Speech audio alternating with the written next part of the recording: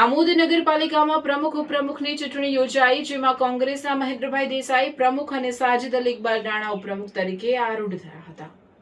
આજરોજ આમોદ નગરપાલિકાના હોલમાં ચૂંટણી અધિકારીની ઉપસ્થિતિમાં પ્રમુખ તરીકે મહેન્દ્રભાઈ દેસાઈ અને ઉપપ્રમુખ તરીકે સાજિદભાઈ રાણાની ચૂંટણી વરણી કરવામાં આવી હતી. આ નિમિત્તે આમોદ નગરપાલિકાની ચૂંટણીમાં કોંગ્રેસના 16 સભ્યોમાંથી 15 સભ્યોએ મત આપ્યા હતા, જ્યારે ભાજપના 8 સભ્યોમાંથી 7 સભ્યો હાજર રહી ચૂંટણી પ્રક્રિયા પૂર્ણ કરી હતી, જેમાં કોંગ્રેસના સભ્ય અને શહેર કોંગ્રેસના પ્રમુખ મહેશભાઈ પટેલ યાત્રાએ ગયા હોવાથી ગેરહાજર રહ્યા હતા, જ્યારે ભાજપના દક્ષાબેન ચંદ્રકાંત પટેલ સભ્ય ગેરહાજર રહ્યા હતા.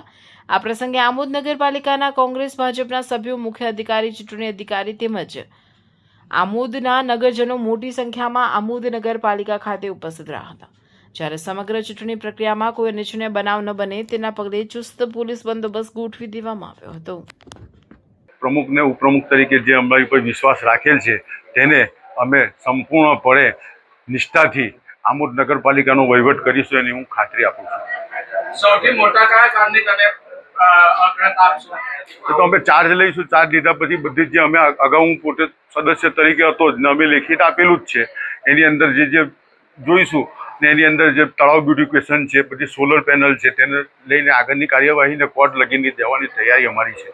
અગાઉ તમે આ વિરોધ પક્ષમાં હતા, ઘણા બધા સવાલો તમે ઉભા કર્યા હતા, તે બધા સવાલોને તમે પ્રાધાન્ય આપશો ખરા કે પછી એ બધી ફાઇલો બંધ થઈ? ના, ચોક્કસપણે આપીશું. ભારતીય જનતા પાર્ટીના 5 વર્ષના જે વાયદા હતા, 5 વર્ષમાં એમને જે તોડફોડ કરી લોકોને નુકસાન, સ્થાનિક લોકોને કઈ રીતે પહોંચે કર્યું, એનો જવાબ આમોદ નગરજનોએ આપેલો છે.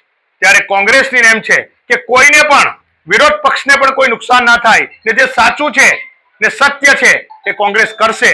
અને આ દેશના બંધારણ બચાવમાં ફરી એકવાર આમોદ નગરે જે મેસેજ આપેલો છે એ તમામ નગરજનોનો આ તબક્કે હું ખૂબ ખૂબ આભાર માનું છું. અને આજના દિવસે આમોદની નગરની તમામ મારી કોંગ્રેસની ટીમને ખૂબ ખૂબ અભિનંદન પાઠવું છું.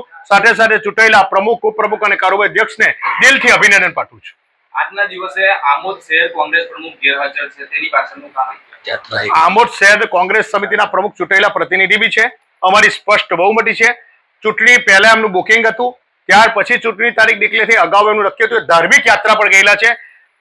કેદારનાથની એમની ઇલેક્શનની બાધા હતી અને ત્યાં બાધા લઈને પછી જો દર્શન કરીને નગરપાલિકામાં પગ મૂકીશ, જય ભોલેનાથના દર્શન કેદારનાથમાં કરી અને ત્યાર પછી જો નગરપાલિકામાં પગ મૂકીશ તો મારા આમોદ નગરમાં જે વે મનુષ્ય ફેલાવેલું છે, કોમી એકતા સાથે ફરી એકવાર આમોદ નગરને સુંદરમય બનાવવા માટેની નેમ સાથે એવો આશીર્વાદ લેવા ભોલેનાથના ગયા છે. ત્યાર પછી જ અહીંયા આવશે એવી અમને બધાને બી માહિતી છે અને અમે બધાએ રજા આપેલી છે ને એવું ગયેલા છે.